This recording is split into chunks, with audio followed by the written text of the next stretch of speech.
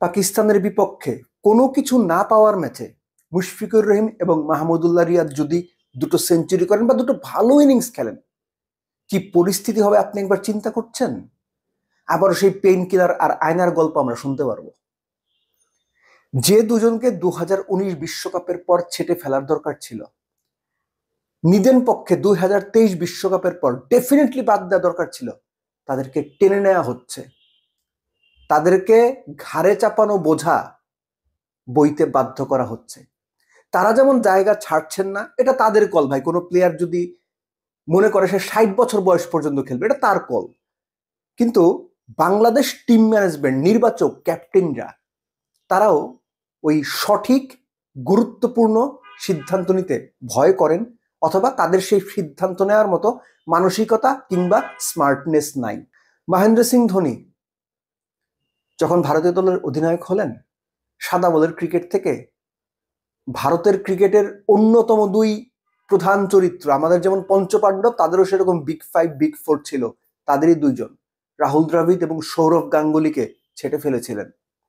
এই bold call, এই সাহসী কল, এই সময় উপযোগী কল ভারতীয় ক্রিকেটকে কোথায় নিয়ে গেছে সেটা আপনারা দেখতে পাচ্ছেন।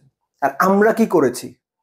দিনের পর দিন 33, 35, 37 বছরের বয়স্ক ক্রিকেটার যাদের ফর্ম নাই, যারা 7 ম্যাচ পর এক ম্যাচে গিয়ে পারফর্ম করে, যাদের ফিটনেস লেভেল নিচের দিকে, তাদেরকে আমরা দিনের পর দিন টেনে নিয়ে যাচ্ছি দুইটা কুযুক্তিতে। কুযুক্তি, আবারও বলছি। এক, রিপ্লেসমেন্ট কোথায়? রিপ্লেসমেন্ট দেখান। গাঙ্গুলি দ্রাবিড়ের রিপ্লেসমেন্ট রেডি ছিল না তাদের লেভেলে, তৈরি করা হয়েছে। দ্বিতীয় কুযুক্তিটা কি? তারা তো এইটুকু খেলে, অন্যরা তো তাও পারে না। তারা তো এইটুকু খেলে, এইটুকু করে দেয়, সম্মানজনক পরাজয়ের দিকে নিয়ে যায়, অন্যরা তো এইটুকুও পারে না। আপনারা অন্যদের সুযোগ দিয়ে দেখেন, অন্যরাও যদি সম্মানজনক পরাজয়ের দিকে নিয়ে যায়, তাহলে তাদের রেখে আপনারা কি করবেন?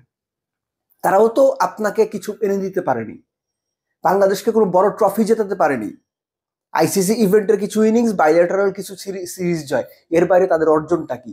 আমি বারবার এই দুজনের কথা কেন মেনশন করছি? কারণ তারা বাংলাদেশ ক্রিকেটে যতদিন আছেন, অন্তত এর 1/3 সময় আগেই তাদেরকে ছেটে ফেলা উচিত ছিল টিম ম্যানেজমেন্টের। তারা রিটায়ারমেন্টে যাবেন কি যাবেন না, এটা তাদের পছন্দ।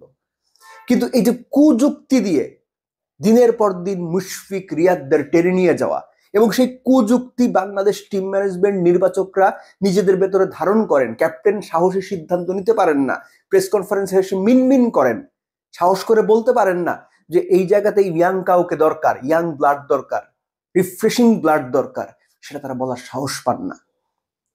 বাংলাদেশ ক্রিকেট ভালো করবে এটা আপনি কেন এক্সপেক্ট করেন? এক্সপেক্ট করার কোনো কারণ নাই। প্লেয়াররা চিন্তা করে নিজেদের স্বার্থে, দেশের স্বার্থে না। ক্রিকেট ম্যানেজমেন্ট চিন্তা করে ফেসবুক জনতা কি বলছে, জনতার রায় কোন পক্ষে। গালি খাবো না তো, সাহস করে সিদ্ধান্তটা নিতে চায় না। তারাও সেই সো কল্ড পুরনো অভিজ্ঞতার ভার বইতে বইতে নির্বাচকরা বাংলাদেশ ক্রিকেটের দর্শকদের ক্লান্ত করে তুলেছেন, বিরক্ত করে তুলেছেন। কিন্তু তারা সেই অভিজ্ঞতার ভার বইতে প্রস্তুত, যে অভিজ্ঞতা কোনো কাজে লাগছে না। কাজে লাগলো 7 ম্যাচ পরে গিয়ে লাগে, 10 ম্যাচ পরে গিয়ে লাগে। এর জন্য শুরুতে আমি বলছিলাম যে পাকিস্তানের বিপক্ষে যদি রিয়াদ এবং মুশফিক দুটো 100 করেন, তাহলে পরিস্থিতি কি হয় দেখবেন। সেই কুযুক্তিগুলো আবার ফিরে আসবে।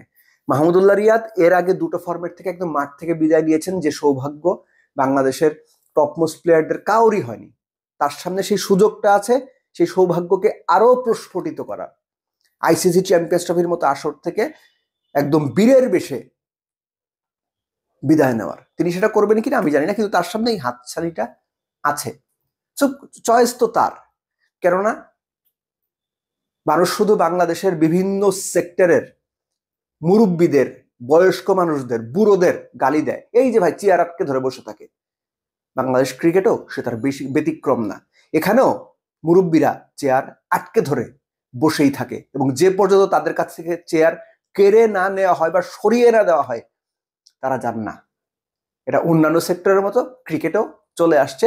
মুদ্রা কথা হচ্ছে, বাংলাদেশ ক্রিকেট ম্যানেজমেন্টকে সিদ্ধান্ত নিতে হবে।